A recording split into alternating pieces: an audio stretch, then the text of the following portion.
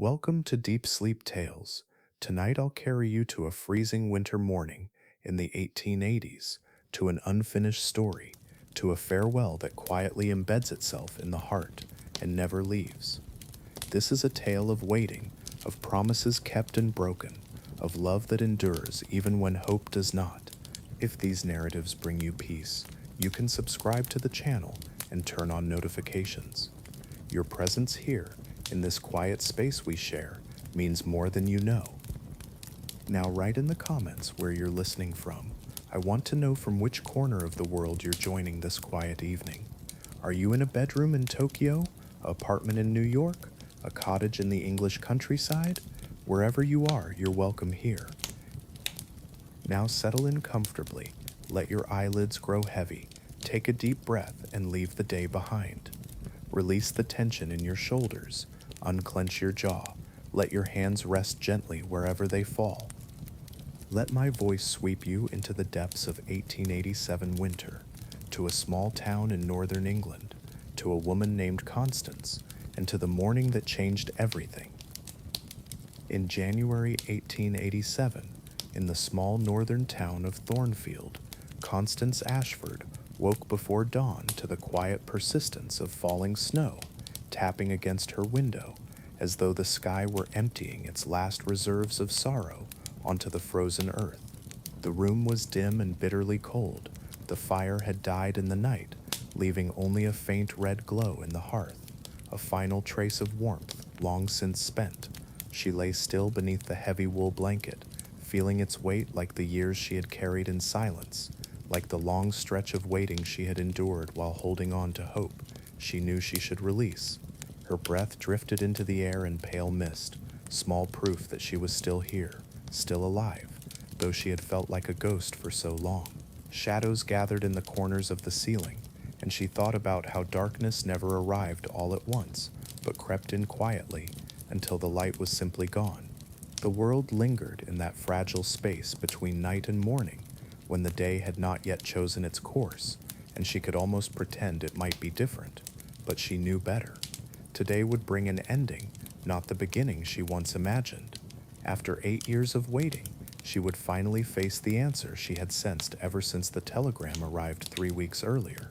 Passing through on the 12th, 8 o'clock train. Can we meet? Not a promise, not a return, just a polite request, as if they were distant acquaintances, not two lives shaped by absence. The room was modest but carefully kept, for Constance maintained her surroundings with quiet precision, as though neatness could steady the disorder within her. In the dim light she studied the familiar objects that had borne witness to her waiting. An old oak wardrobe stood against the far wall, its surface softened by time, its polish faded from her mother's hands, its handles worn thin by her own daily touch. Inside hung her dresses, chosen and preserved with care, as if she must always be ready to be remembered exactly as she once was. The washstand held a porcelain basin beneath a mirror that sometimes reflected a stranger. A small writing desk rested by the window, its top marked with ink from letters she had written, some mailed, most hidden away. In its drawer lay his letters, tied with ribbon and arranged by date, the early ones filled with promise, the later ones with excuses, the last arriving 6 years ago, brief, distant, and then nothing, until the telegram 3 weeks past. The window faced the main street, though frost had laced the glass with thick, delicate patterns that blurred the world beyond. Only the faint yellow glow of the town's lamps shimmered through the ice. She had stood there countless mornings, searching for him despite knowing he would not come. It had become a ritual wake. Look, endure the quiet sting of disappointment. Continue. Over time, the window felt less like a view of the world and more like a barrier between her and the life that had never begun. Constance was 32, though she often felt far older, burdened less by the years she had lived than by the ones she had kept suspended, unlived, and quietly sacrificed. In town they still called her Miss Ashford, and she heard the soft pity behind the title, saw the unspoken questions. Why had she never married? Why was she alone? They did not know about him, about the 2 weeks that had altered the course of her life, about the promises spoken in a summer that now felt unreal. She had told no one. The memory was too tender at first, and later too complicated to explain. How could she confess that she had refused 3 proposals while waiting for a man who had gone north and never returned? That she had chosen hope over certainty and only understood the cost when it was too late? Her brown hair, usually pinned neatly each morning, lay loose across the pillow, and her pale face still held the faint warmth of sleep. Her green eyes, once compared to moss-covered stones in a clear stream, stared at the ceiling as her thoughts divided, one part listing the day's tasks: wash, dress, arrange her hair, walk to the station, meet him, hear what she already knew, watch him leave, while the greater part drifted backward to another winter morning and a younger self who believed love could conquer anything. She remembered the ache of being 24 and certain that 2 perfect weeks promised forever, and the slower, deeper ache of discovering through years of silence that she had been wrong. It was 6 o'clock. She sensed it even before the clock in the parlor struck, her body long trained to wake at that exact hour, as if she had kept a lifelong appointment she could not miss. The chimes rose through the quiet house, 6 measured notes threading through floorboards and stairwells, and she counted them one by one, each sound drawing her closer to what the day would bring. The clock had passed from grandmother to mother to daughter, and with her the line would end. No child of hers would inherit its steady ticking or remember her by its voice. She told herself she must rise, wash, dress, pin her hair, and walk through the falling snow to the station. The journey would take longer in this weather, and she meant to arrive early, not from eagerness but from necessity. She would need time to compose herself, to gather the dignity she intended to wear like armor. He must see her poised and gracious, not desperate or wounded. Still she lingered beneath the blanket a little longer, holding on to the last fragile warmth before the day divided her life into before and after. Her eyes stared ahead without focus, her breathing slow while her heart hurried, her thoughts wandering through memories worn smooth by years of quiet revisiting. At last, with quiet reluctance, she pushed back the blanket, and the cold struck her at once, sharp enough to steal her breath. Her bare feet met the wooden floor, the chill biting like a burn, and she rose in her thin nightgown, arms exposed, skin prickling. For a moment she swayed, unsteady from the suddenness of it all, and from the knowledge of what awaited her. She thought of all the other mornings she had risen the same way, dressing and moving through the day as if nothing were missing, but today there would be no pretending. Crossing to the washstand, she found a fragile sheet of ice, sealing the water in the basin. When she touched it, it cracked with a brittle whisper. The water beneath was painfully cold, yet she washed her face, welcoming the shock, needing something tangible to anchor her. The freezing touch tightened her skin and stung her eyes until she could not tell whether the moisture on her cheeks was from cold or grief. Drying herself slowly, she studied her reflection, pale, drawn, older than her years, faint lines at her eyes and mouth carved by patience and restraint. She looked exhausted, as if she had been awake for years, and yet she was still Constance, still standing, and she told herself she would endure this day as she had endured all the others, though this one might ask more of her than any before. She dressed slowly, as she always did, refusing to rush even today, especially not today, because routine was the only thing that kept her steady when everything else threatened to come undone. Standing before the wardrobe, she considered her dresses with unusual care. It mattered what she wore, not because he would notice, she doubted he would, but because she needed the quiet protection of composure. At last she chose the dark navy wool dress, warm, practical, dignified, unadorned, the attire of a woman who had learned to expect little and to show less. Years ago she might have chosen something brighter, something that mirrored hope. Those dresses were long since sold or altered into muted shades, more fitting for a woman who told herself she was no longer waiting, though in truth she always was. Dressing required patience, first the thin cotton underlayers, then another layer for warmth, then the corset, which she laced herself with practiced hands, pulling it firm but not tight. She needed breath today. The heavy skirt and blouse followed, then the dark jacket, each piece adding weight, yet also a sense of shelter. By the time she finished, she felt enclosed, contained, outwardly prepared to meet the day, even if no preparation could truly make her ready.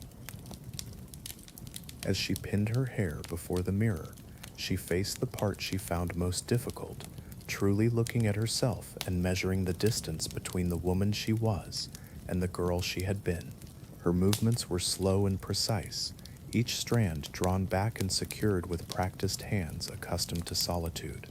When she finished, her hair was smooth and severe, leaving her face uncovered in its quiet plainness. She studied her reflection, familiar yet altered by time. The sorrow she carried no longer showed openly, but it lingered in the faint downturn of her mouth, in the tired depth of her eyes, in the fine lines shaped by sleepless nights and unanswered questions. She seemed a woman who had waited so long she no longer knew how to stop, who had hoped so long she no longer remembered what life felt like without it.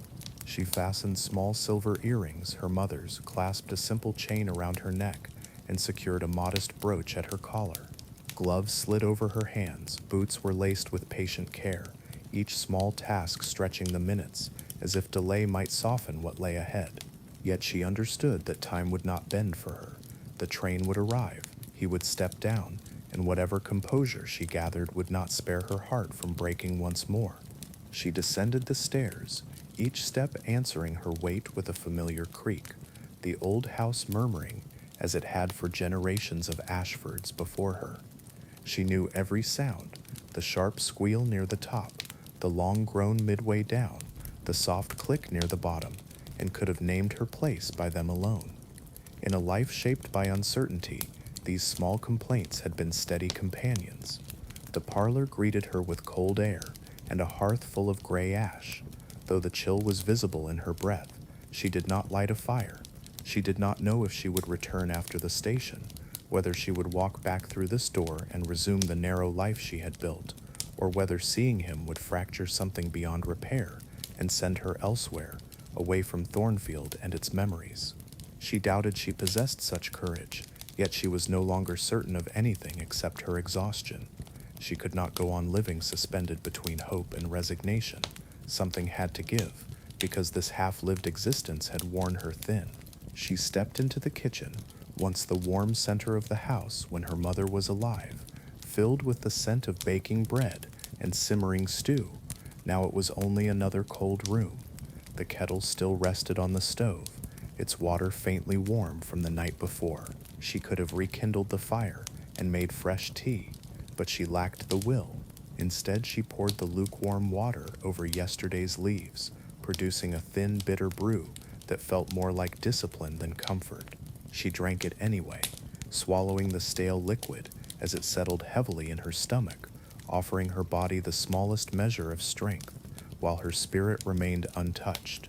From the cupboard she took a slice of bread and ate it plain, without butter or heat, chewing without thought or pleasure. It was simply sustenance, a necessary act to carry her through the day. Enjoyment belonged to another time, to the woman she had once been. She stood at the window and looked out at a world transformed. Snow drifted down in fine, steady particles from a sky so pale it nearly erased itself, falling without wind, straight and silent, layering the street in untouched white. Nothing moved. No footprints marked the road. The town still slept. Only a thin ribbon of smoke rose from the distant bakery chimney, a quiet sign that somewhere life continued as usual, unaware that for her this morning carried the weight of an ending. Watching that solitary plume fade into the gray, Constance tried to imagine the station, the platform dusted with snow, the train pulling in, the brief moment before she would see him. She attempted to fix the scene in her mind, to prepare herself for his face, his voice, the words she already feared, but the images would not settle. They came in fragments, the shape of his figure, the possibility of a reaching hand, an expression she could not name: regret, kindness, indifference, expectation and dread wound tightly together inside her, hope and fear indistinguishable, until she felt less like a woman with thoughts and more like a quiet storm of feeling, suspended and waiting to break. Her gaze shifted to the wall clock, its steady ticking the constant rhythm of her days. 6:35. The train would arrive at 8. The walk might take 40 minutes in the snow, and she meant to be early. She needed the quiet of the station, the space between departure and arrival to gather herself. She could not endure these final minutes in a house saturated with old hope and familiar disappointment. The platform at least belonged to movement. She slipped into her mother's dark gray wool coat, the fur collar brushing her cheek, still faintly scented with lavender. One button, then another, a scarf wrapped close at her throat, gloves drawn on, her hat secured with careful pins. Each gesture was automatic, practiced, steady. At the door she paused, the cold hearth, the worn stairs, the kitchen table with its empty cup. Nothing had changed, yet everything felt altered, as if she were seeing the house clearly for the first time, or perhaps for the last. A tightness gripped her chest, deeper than simple nerves.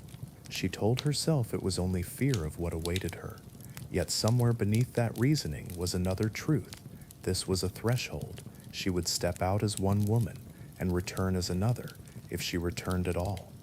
The moment she stepped outside, the cold wrapped around her with ruthless force, far harsher than the chill within the house. It cut through fabric, sought out every inch of exposed skin, and burned in her lungs when she breathed. Still she lingered on the doorstep, one gloved hand resting on the door. She closed it firmly behind her and turned the key, the sharp metallic click echoing along the silent street, a small declaration that she had chosen to step forward rather than remain hidden. The town lay hushed beneath fresh snow. The road was untouched, the houses dark, their occupants still sheltered in sleep or in that brief mercy before the day reveals itself. A few faint amber lights glowed behind curtained windows, but no one had yet disturbed the stillness. The snow softened every edge, muffled every sound. She stood there alone, alone with the cold, the pale sky, the unmarked street, and the long walk ahead that would lead her to the moment she had both feared and awaited for years. Constance walked on, her boots breaking the fresh snow with a steady crunch, the first marks upon an untouched street. The sound echoed in the stillness, measured, rhythmic, like a quiet pulse urging her forward, even as instinct begged her to turn back. Her breath drifted before her in pale clouds, appearing and fading, a fragile proof of life against the sharp air. The cold, the silence, the cadence of her steps blended into something almost dreamlike, as though she were not simply crossing Thornfield, but moving through layers of her own past, brushing against every version of herself that had walked these same streets. For the first time in years, she truly noticed the town, the narrow lanes, the stone cottages, the chimneys breathing smoke into the pale sky. She had been born here, had lived nearly all her life here, leaving only once for that single summer in the south. That summer, bright and fleeting, had altered everything. She had returned when her mother fell ill and her father was gone, telling herself duty had called her home. Yet perhaps it had been more than duty. Thornfield was familiar. It allowed her to wait in surroundings she understood. Now she could no longer tell where choice ended and necessity began. Had she come back because she must, or because she could not imagine another path? Had she waited out of devotion, or because she did not know how to begin again? The questions swirled around her like the falling snow, indistinct and impossible to separate. The streets looked alike at first glance, narrow, stone-paved, bordered by houses that had endured for generations, yet each carried its own quiet history, and Constance knew them all. They lived within her like a second map. At every turn, memories rose without invitation. The corner where she had skipped rope as a child, believing the future limitless. The lane where she once walked beside her mother, absorbing the town's tangled histories and loyalties. The familiar paths she later took alone, returning from church or errands, wearing composure like a veil, while her heart ached unseen. This morning she moved through them with a different awareness, as if she were passing not only through streets but through chapters of herself. The thought that it might be the last time did not wound sharply. Instead, it rested within her as a gentle melancholy, less grief than quiet acknowledgement. She understood she was saying farewell, not only to Thornfield's lanes, but to the woman who had walked them for so many years. Whether she left the town or remained, something would shift after today, and neither she nor these streets would ever feel quite the same again. She stepped onto the main street, broader than the others, yet just as silent in the gray dawn. Shops lined both sides, their windows shuttered and dark. The bakery where she bought bread each Friday, the tailor who had sewn the coat she now wore, the dry goods store that sold her fabric for curtains she never hung, the stationery shop that had supplied the paper for so many unanswered letters. She knew each interior by heart, the warm scent of yeast and sugar, the dense smell of wool, the clean trace of cotton and cedar, the faint promise carried in ink and fresh paper. The shopkeepers, too, were familiar, kind in that careful way reserved for unmarried women, a mixture of sympathy and regard. They had known her parents, asked after her health, offered small gestures of generosity. She belonged to this place woven into its quiet routines, and yet she did not. Beneath the ordinary exchanges lay the private truth of her waiting, the years shaped by a man none of them had ever seen. Part of her had always stood slightly apart, as if observing her own life from a distance, never wholly present, because some fragment of her remained suspended in that long-ago summer when everything had seemed possible. At the end of the street lay the town square, and Constance paused at its edge, struck by the quiet beauty before her. The fountain at its center was frozen solid, its once moving water transformed into pale sculptures that caught the faint morning light and held it. It seemed a monument to winter and stillness, and she could not help seeing herself in it, unchanged at the core, yet stilled, unable to move or flow as she once had. Around the square stood the town's most solemn buildings, the church spire reaching into a distant heaven, the town hall clock tower marking time with public certainty, the library where she had hidden in borrowed stories when her own felt unbearable. They had stood for decades and would stand for decades more. The thought was both steadying and humbling. Her private sorrow was small against such stone and time. The world would continue long after her waiting ended. Beyond the square, the road sloped downward, and from the rise Constance saw the station resting in the valley below. Small and unadorned, it seemed to her almost sacred, a place where departures were sealed and lives quietly altered. The railway cut through Thornfield like a dividing line, carrying passengers north and south, toward beginnings and endings alike. The station itself was modest brick in muted red and gray, practical rather than graceful, its roof gathering snow, its windows glowing faintly with lamplight. A thin ribbon of smoke lifted from the chimney, proof that the waiting room stove was lit and the day had already begun there. From this distance, softened by falling snow, the building looked almost picturesque. She slowed her steps as she descended. Part of her longed to hurry, to reach the platform and be done with it. Yet a stronger part wished to remain suspended in this fragile interval when nothing had yet been spoken, and possibility, however faint, still lingered. The snow drifted steadily around her, each flake delicate on its own, together forming a weight capable of covering everything. When she reached the station, the platform clock showed 7:15, still 45 minutes before the 8 o'clock train. She paused in the cold, taking in the modest brick building, the long empty platform, and the rails fading into the pale distance, forcing herself to accept that this moment was no longer imagined but real. In less than an hour, the train would appear, slow to a stop, and he would step down, the man she had loved for 8 years, who had promised to return, and never had, whose brief telegram, 3 weeks ago, had unsettled the fragile balance between hope and resignation that had allowed her to endure. She could not understand why he had written at all. Had he vanished completely, she might have mourned him like the dead, and in time let him go. But this invitation to meet had stirred everything she had tried to quiet. She stood there wondering whether his message had been an act of kindness or a final, careful cruelty, and found she had no answer. When she stepped inside the station, a small bell chimed above the door, its bright sound oddly out of place against the weight she carried. Warmth met her at once, thick and immediate, and she lingered just within the threshold, letting the heat soften the cold that had settled into her skin. A generous coal fire burned in the waiting room hearth, flames snapping and casting restless shadows across the walls, filling the space with the sharp scent of smoke and iron. The contrast to the frozen street felt almost overwhelming. She unbuttoned her coat but kept it on, unwilling to surrender entirely to comfort, though she removed her gloves and held her hands toward the blaze. As feeling returned, the first sting of thawing gave way to relief, and for a brief moment she allowed herself the simple, quiet solace of warmth before remembering why she had come.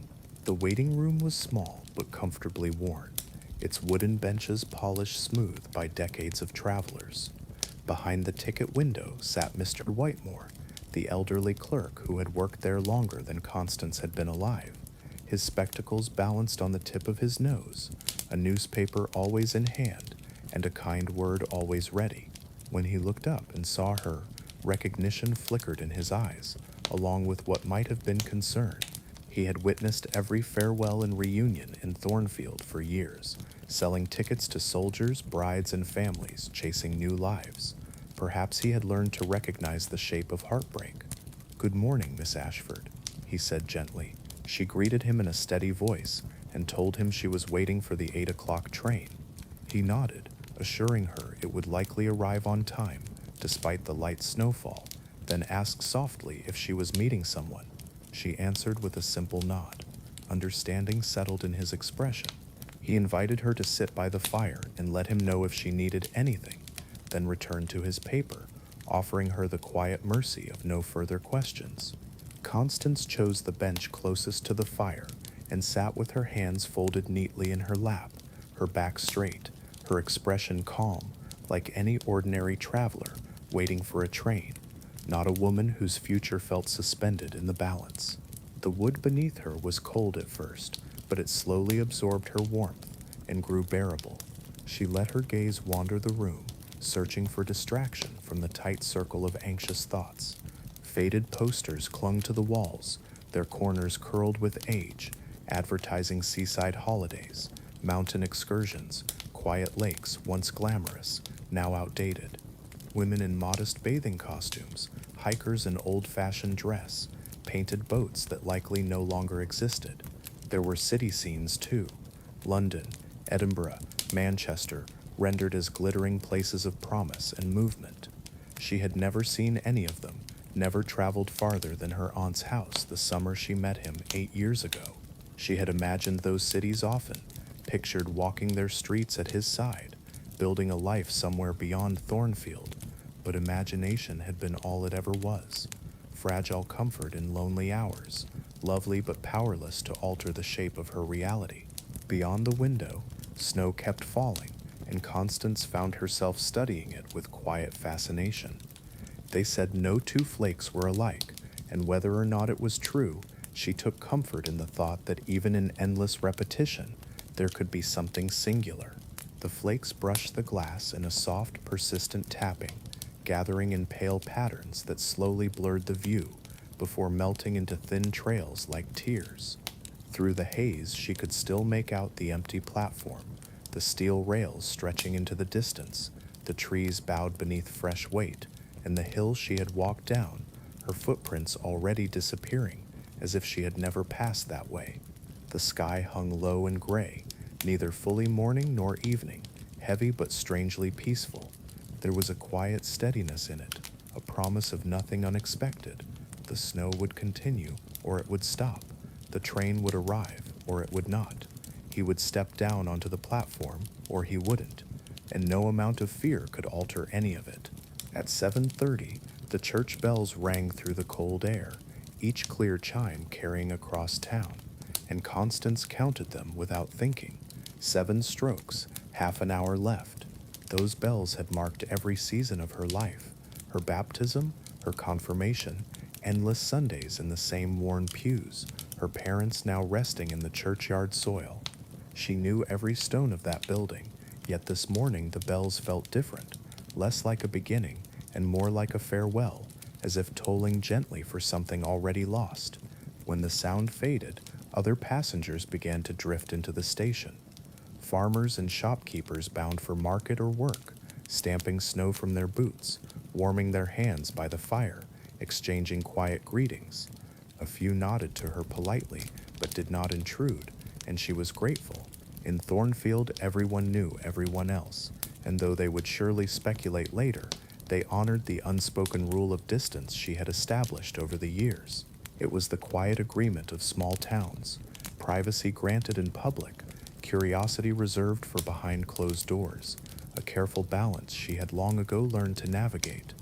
At 7:45, Constance rose so suddenly she startled herself. She could no longer sit in the smoke-filled warmth of the waiting room with its quiet watchfulness. She needed air, space, the open platform where she wouldn't feel confined by walls or expectations. She fastened her coat, pulled on her gloves, and headed for the door. As she passed, Mr. Whitmore glanced up, and in the brief meeting of their eyes, there was silent understanding. She gave a small nod. He returned it, and then she stepped back into the cold. The sharp air hit her, but this time she welcomed it, drawing in deep breaths until her lungs burned, grateful for the clarity of it.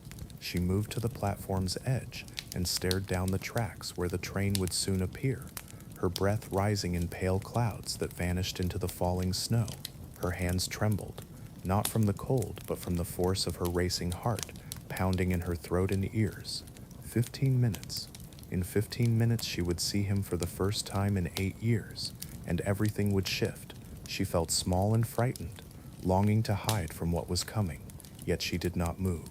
She stood alone in the snow and waited, because waiting was what she had always done. She stood alone beside the rails, their steel surfaces dull in the gray light, two flawless lines stretching toward distant cities, toward ports, factories, crowded streets, and lives she had never touched. They linked Thornfield to a wider world, the world he now belonged to, where he had built a life and become someone unfamiliar to her. To passing travelers, this town was barely a glance through a window, forgotten before the train had fully cleared the platform. But to Constance, Thornfield was everything: her history, her boundaries, the quiet cage she had fashioned from caution and fear. She had imagined leaving, of course, imagined following him north years ago, demanding answers instead of waiting in silence. What if she had been braver? What if she had chosen action over patience, life over longing? The questions circled endlessly, offering no comfort, yet she could not keep them from rising as she stared down the tracks that led everywhere but here. At 7:55 she heard it, a distant whistle slicing through the snowy silence, and her heart lurched so violently she nearly stepped back. The train was coming. He was coming. The sound rose again, nearer now, vibrating in her chest as her hands began to shake and her breath turned shallow and uneven. She urged herself to stay calm, but her body knew better. This was fear. This was grief. This was the moment she had both longed for and dreaded. Straining her eyes, she saw dark smoke lifting above the trees, then the engine itself emerging around the bend. Black, immense, steam hissing into the cold air, powerful and unstoppable. The wheels clattered against the rails in a steady rhythm that swallowed every other sound, louder than her thoughts, louder than the quiet voice telling her to run. Yet she did not move. She stood rooted to the platform, watching the train draw closer, bracing herself for the impact of what was about to end. The train slowed as it entered the station, the steady rhythm of wheels giving way to the sharp scream of brakes, steam bursting from its sides in violent clouds. The noise was overwhelming, and Constance instinctively stepped back from the platform's edge, shaken by the sheer force of it. The engine halted directly before her, hissing and breathing like some enormous living creature, heat rising against the frozen air. Voices called between engineer and conductor, but she couldn't make out the words over the rush of steam and the thunder of her pulse. The passenger cars lined the platform, their windows fogged from the warmth inside. Behind the misted glass, she saw blurred figures gathering their belongings. Doors opened. Travelers stepped down, a businessman clutching a leather case, a mother guiding two children, a young man with the distracted look of a student, ordinary people moving with calm purpose, while she stood motionless, suspended in dread. Her thoughts spiraled. Was he truly here? Had he changed his mind? Had she imagined it all? And then through the shifting crowd, she saw him. He stepped down from the third carriage, and for an instant the world seemed to fall silent. The hiss of steam, the murmur of voices, even the snow drifting through the air. He was here. Older, yes, but unmistakably himself, tall and lean, moving with the same quiet grace she remembered. His dark coat was finely tailored, his hat new, a polished leather suitcase in his hand, details that spoke of success, of a life built far from Thornfield. He paused on the platform and glanced around as if measuring the place against memory, and then his eyes found hers. They stood motionless, separated by only a short stretch of wood that felt impossibly vast. Around them, travelers greeted one another and went about their mourning. But for Constance, there was only this locked gaze, this silent confirmation that the years of waiting had led to a real breathing man standing before her. She searched his expression for something she could name: regret, sorrow, relief, but it remained unreadable. All she knew was that the reality of him was both everything she had longed for and nothing like the dream she had carried. Snow continued to fall, and somewhere beyond the stillness, time moved forward. He started toward her, his boots crunching softly in the snow, and without thinking she moved as well, drawn forward as if by an unseen force. Step by step, the distance between them narrowed, the platform shrinking until it felt as though nothing else existed. Then she stopped. She couldn't go any farther. An invisible barrier held her back, built from years of silence, broken promises, unanswered letters, love tangled with anger and pride. He halted too, only a few steps away now, close enough for her to see him clearly. Time had marked him, faint lines at his eyes, streaks of gray at his temples, a weariness she didn't remember. Yet his eyes were unchanged, that same blue-gray, fixed on her with an intensity that made it hard to breathe. In them she saw sorrow, yes, but also resolve. He had come knowing what this meeting was for, not to rekindle, not to undo, but to end. And as she understood that, something fragile inside her gave way at last. "Constance," he said, and his voice was achingly familiar, yet edged with something final. The way he spoke her name, soft, steady, almost reverent, told her more than any explanation could. This was goodbye. "You came," he added, a trace of surprise in his tone. "I came," she replied, hating the tremor in her voice. "I promised." A sad smile crossed his face. "I knew you would. You always keep your promises." The meaning hung between them. She had kept hers. He had not. The snow fell quietly around them as the weight of that truth settled in the space neither dared to fill. Silence stretched between them, dense and suffocating, while the station carried on in noise and motion around them. Words felt useless, too small to contain 8 years of waiting, loving, changing. She refused to let her tears fall, and instead memorized him, the faint lines beside his eyes, the gray at his temples, the familiar curve of his jaw, the mouth now held tight with restraint. This would be the last time she saw him. She knew it with a certainty that hurt. After today, all she would have were memories, and so she studied him carefully, committing every detail to heart, as if she could preserve him there unchanged. "How long will you stay?" she asked before she could stop herself, hope slipping into her voice despite her resolve. His expression shifted, and she understood before he answered. 1 hour. The train leaves at 8:55, and I'll be on it. 1 hour after 8 years. The thought hollowed her out. She told herself she understood, that he was trying to be decent, to give her closure, but his kindness felt sharper than cruelty ever could have. Anger she might have survived. Gentleness was harder to fight. Why did you come? Why reach out now, after all this time? He drew a steady breath, as if delivering lines he had practiced. Constance, you know I can't stay. My life is in the north now. My work, my responsibilities. When she repeated the word family, it tasted bitter. He nodded without meeting her eyes. I have a wife, 2 children. The confirmation hurt, even though she had always known. He continued quietly, saying he couldn't vanish without explanation, that she deserved to know he had cared, still cared. The past tense echoed between them. But we can't be together, he said, emotion breaking through at last. Even if part of me wants to, I have obligations. You can't leave them for me, she finished for him, the truth settling heavily in the cold air. I know, she said, her voice emptied of everything but exhaustion. She had always known, even when she pretended otherwise. Looking past him at the snow, she told him he had come for absolution, to ease his conscience, to leave feeling honorable. When he tried to object, she stopped him gently, insisting she wasn't angry. His kindness made it worse. If he had been cruel, she could have hated him. Instead, he cared, just not enough to choose her.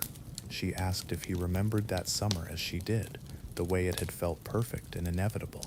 He said he remembered every moment, that she had been extraordinary, that if life were different, but it isn't, she interrupted softly. They had both made their choices. This was where those choices had led. The whistle shrieked, sharp and final. He lifted his suitcase, the motion sealing what words had already decided. He said he wished the world and he were different, that he would have chosen her if he had been braver, and he apologized again and again. She nodded, knowing apologies changed nothing. It did not comfort her to have been loved, only not enough. When she told him that, he flinched, and for a fleeting second she was glad he felt a fraction of her pain. Go, she said firmly. Go back to your life. But don't ask me to say it's all right. It isn't. You broke something in me, and you'll have to live knowing that. He studied her as if searching for something more to say, then simply whispered goodbye and wished her happiness. There is no one else, she replied. There was only you. And without another word, he turned and walked back to the train. Constance stood motionless on the platform and watched him walk away, watched him climb the steps into the train car, watched him pause in the doorway, turn back one last time. Their eyes met across the distance, one final moment of connection, and then he stepped inside. The door closed. He was gone from view. The conductor walked along the platform, checking doors, calling final warnings. The engineer leaned out and waved. The train lurched, metal grinding on metal, and then slowly, so slowly, it began to move. She watched it, watched the locomotive pass her, steam hissing, wheels turning, watched the passenger cars slide by, one by one. Somewhere in one of those cars was the man she loved, sitting in a seat, looking out a window, or maybe not, already thinking about his arrival in the north, already putting this encounter behind him, already moving on. The train picked up speed, the clacking of wheels growing faster, louder, then gradually softer as it moved away. She watched until it shrank in the distance, became a dot, became a smudge of smoke, became nothing. It disappeared around the bend, behind the hill, gone. Only its smoke remained in the air, and even that slowly dispersed, carried away by the wind, diffusing into nothingness, as if the train had never been there at all, as if he'd never been there at all, as if this entire morning had been a dream or a nightmare from which she might still wake. But she didn't wake. She was already awake. This was real. He was gone, and she was still here, standing on this platform, in this snow, in this cold, in this life that was hers, whether she wanted it or not. Snow continued to fall, accumulating on her hair, her shoulders, her face, cold particles that she didn't feel because inside she was numb. There was an emptiness in her chest, vast and deep, a void where her heart had been. She knew this emptiness would remain forever, would never be filled, would be her companion for the rest of her life.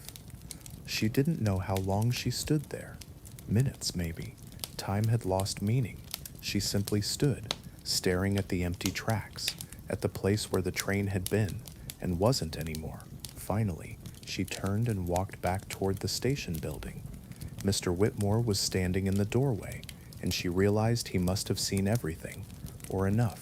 He looked at her with such understanding, such compassion, that it almost broke her composure completely. "Are you all right, Miss Ashford?" he asked gently. "I'm fine, Mr. Whitmore," she lied. "Thank you." He nodded, not believing her, but not challenging her either. "Can I call someone for you? Get you some tea?" "No, thank you. I'll go home now." She walked past him, through the waiting room with its fire still blazing, and out the other door, into the street. Not toward the platform, not toward the rails and the dreams and the lost futures. The other direction, toward town, toward home, toward whatever life awaited her now. The walk home was the longest of her life. Every step felt like moving through water, through molasses, through concrete. Her boots were leaden, her body exhausted, her soul even more so. But she walked because she had to, because stopping would mean collapsing, and she couldn't collapse here in the street where people could see. One step, then another, then another. It was all she could manage. Don't think, just move, just get home, just survive the next minute, then the next, then the next. She crossed the streets, passed through the square, walked past the church and the shops. Some were open now, their windows lit, proprietors sweeping snow from their doorsteps, the town coming alive for the day. She saw Mr. Morrison outside his bakery, saw Mrs. Caldwell opening her shop. They looked at her as she passed, and she wondered what they saw. A woman out for an early walk? A woman coming back from the station? Or could they see it written on her face? The devastation, the end of everything. She kept her eyes down, didn't acknowledge their greetings, just kept walking, up the street, past familiar houses, past familiar corners, back to her own door. When she reached it, she fumbled with the key, her gloved hands clumsy, and it took 3 tries to get it in the lock. Finally, the door opened, and she stumbled inside, into the cold entryway of her cold house. She closed the door, locked it, and stood there in her coat and gloves and hat, unable to move further. The house was exactly as she'd left it this morning, but it felt different. It felt final. This was her life now. This house, this town, this empty future. No more waiting, no more hoping. Just this, just existing, day after day, year after year, until she died. She couldn't light a fire, couldn't make tea, couldn't do any of the things she should do. She just stood there in the entryway, perfectly still, and felt absolutely nothing. She couldn't light a fire, couldn't make tea, couldn't do any of the things she should do. She just stood there in the entryway, perfectly still, and felt absolutely nothing. Hours passed in a blur. Constance moved through her house like a ghost, touching nothing, doing nothing, simply existing from one moment to the next. She climbed the stairs, came back down, went to the window, turned away. Time moved forward, but she remained trapped, suspended in the moment of watching the train disappear. By evening, she found herself sitting in the parlor, still wearing her coat, though at some point she'd removed her gloves and hat. The room was dark. She hadn't lit any lamps and cold. Outside the window, the snow had finally stopped, and the world was silent, muffled, frozen. She sat in that darkness, and for the first time in hours, she let herself think, really think, about what had happened, about what it meant, about what came next. He was gone. That was the simple truth. The man she'd loved for 8 years, the man she'd built her entire life around waiting for, was gone. Not dead. Somehow that would have been easier, cleaner, but gone by choice, gone back to his other life, his real life, the life that had never included her, and she was here, 32 years old, unmarried, alone, with nothing to show for 8 years of waiting, except the certain knowledge that she'd wasted them. What did she do now? The question loomed enormous. She couldn't go back to waiting. There was nothing left to wait for. She couldn't go back to hoping. Hope had been definitively killed on that platform this morning. So what remained? Just existence. Just waking up each day and going through motions until eventually she died. The thought was unbearable, but she didn't know what else to think. The clock struck 10, and the sound pulled Constance out of her spiral of thoughts. She looked up, disoriented, surprised to find it was so late that an entire day had passed while she'd sat here in darkness. Slowly, with great effort, she stood. Her body was stiff from sitting so long, her legs unsteady. She climbed the stairs to her bedroom, each step requiring conscious thought, conscious will. In her room, she lit a lamp with shaking hands. The flame caught, flickered, steadied, casting dancing shadows on the walls. She watched the shadows for a moment, mesmerized by their movement, by the way they changed shape, appeared and disappeared. She began to undress, slowly removing each layer she'd put on with such care this morning. The coat, the jacket, the skirt, each item came off, was folded mechanically, put away.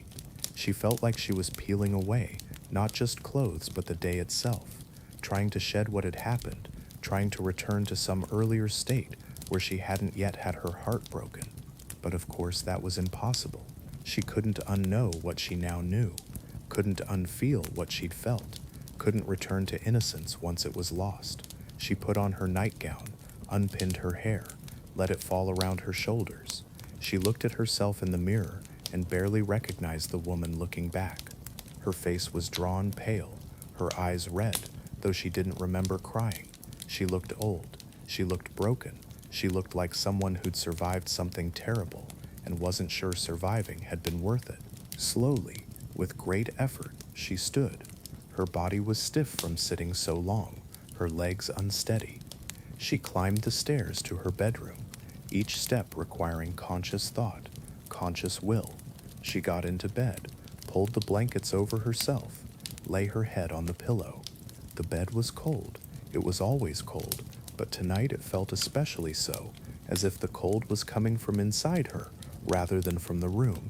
She stared at the ceiling, at the shadows the lamplight cast there, and she let herself remember, not the painful parts. She couldn't bear those yet, but the good parts, the beautiful parts, the 2 weeks that had changed her life. She remembered the first time she'd seen him, across that crowded market square in the south, the way their eyes had met and something had passed between them, something electric, something undeniable. She remembered their first conversation, how easily they'd talked, how naturally, as if they'd known each other forever. She remembered walking together through countryside, his hand in hers, talking about everything and nothing, feeling so completely alive, so completely herself. She remembered the first time he'd kissed her, under an old oak tree, late in the evening when the sun was setting and painting everything gold. She remembered how her heart had raced, how she'd felt like she was flying, like anything was possible. She remembered him telling her he loved her, remembered believing him, remembered thinking that this was it, this was her person, this was her future. Everything before had been prologue, and everything after would be epilogue, and this was the real story, the real life, beginning now. She'd been so sure, so naively, foolishly sure. The memories should have hurt, but lying here in the dark, they didn't. They were just memories now, separated from her by time and loss, beautiful but no longer sharp, no longer cutting. They belonged to someone else, really, to the girl she'd been before. She'd learned that love wasn't always enough, that promises got broken, that happy endings were rare and uncertain. That girl was gone. She died today on that railway platform, watching a train disappear, and in her place was this woman, this Constance, who knew things the girl hadn't, who understood things the girl couldn't have, harder things, sadder things, but truer things. And maybe that was something. Maybe there was a kind of strength in this knowledge, a kind of freedom in having finally faced the truth, instead of running from it or waiting for it to change. Maybe tomorrow, or next week, or next month, she'd be glad she knew, glad she'd had that final conversation, glad she'd gotten to say goodbye. Maybe she couldn't believe it yet, but maybe someday she would. Her eyes grew heavy. The lamp was still burning, but she didn't have the energy to get up and extinguish it. She let it burn, let the shadows dance, let her body relax finally. After a day of being held so tense she thought she might shatter, sleep came for her slowly, gently, like a kind hand reaching out. She didn't resist. She let it take her, pull her down into darkness, into dreams she wouldn't remember. And as she drifted off, her last conscious thought was, tomorrow, I'll deal with tomorrow. Tonight, I just need to rest. And maybe that was something. Maybe there was a kind of strength in this knowledge, a kind of freedom in having finally faced the truth, instead of running from it or waiting for it to change. Maybe tomorrow, or next week, or next month, she'd be glad she knew, glad she'd had that final conversation, glad she'd gotten to say goodbye. Maybe she couldn't believe it yet, but maybe someday she would. Her eyes grew heavy. The lamp was still burning, but she didn't have the energy to get up and extinguish it. She let it burn, let the shadows dance, let her body relax. Finally, after a day of being held so tense she thought she might shatter, sleep came for her slowly, gently, like a kind hand reaching out. She didn't resist. She let it take her, pull her down into darkness, into dreams she wouldn't remember. And as she drifted off, her last conscious thought was, tomorrow, I'll deal with tomorrow. Tomorrow. Tonight, I just need to rest. When Constance woke, light was coming through her window, soft and pale. For a moment she was disoriented, couldn't remember where she was or what day it was. Then it all came rushing back. The station, the train, him, goodbye, and she braced herself for the pain. But the pain, while present, was different now, duller, more bearable, as if sleep had wrapped it in cotton, muffled it, made it something she could carry, instead of something that crushed her. She sat up slowly, her body stiff and sore as if she'd done hard physical labor yesterday, instead of just endured emotional devastation. She looked around her room at the familiar objects and felt a strange sense of detachment. This was her life, this room, this house, this town. Nothing had changed, but she had changed. She'd been forced to change. She got out of bed, went to the window, looked outside. The snow had stopped completely during the night, and the world was pristine, covered in white, beautiful in its cold clarity. The sun was rising, pale but determined, and its light made the snow sparkle, made everything look clean and new and possible. A new day, the first day of the rest of her life, a life without him, without hope of him, without the waiting that had defined her for so long, a life that was just hers, empty, maybe, lonely, certainly, but hers. And standing there at the window, looking out at that clean white world, Constance felt something small stir inside her. Not hope, it was too soon for that, might always be too soon, but maybe something like determination, or acceptance, or just the stubborn will to keep going, to keep living, because what else was there to do? Maybe, she whispered to herself, to the room, to the new day. Maybe I can do this. Maybe I can learn to live again. It wasn't much, but it was something, and today, that something was enough.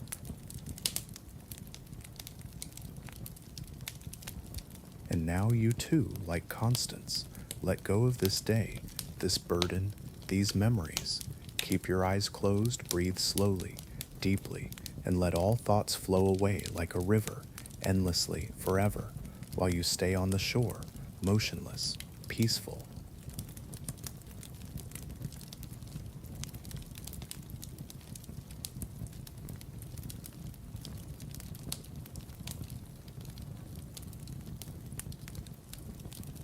Tomorrow will come, but tomorrow isn't yet. Now is night. Now is sleep time. Now is time for rest, healing, renewal. Let sleep take you in its arms, gently carry you to deep waters, dark but safe waters, and there, rest, find peace.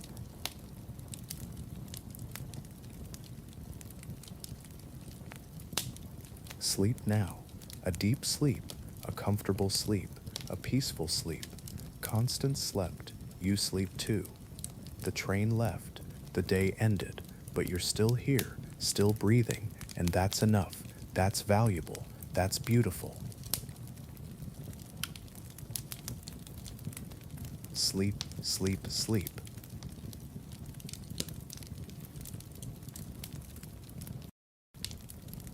Good night. Feel your body sinking into the bed, the couch, wherever you are. Release your weight. Don't carry it anymore. Let the ground carry you, support you, and you just be. Exist. Don't think. Don't plan. Don't remember. Just be here, now, in this moment.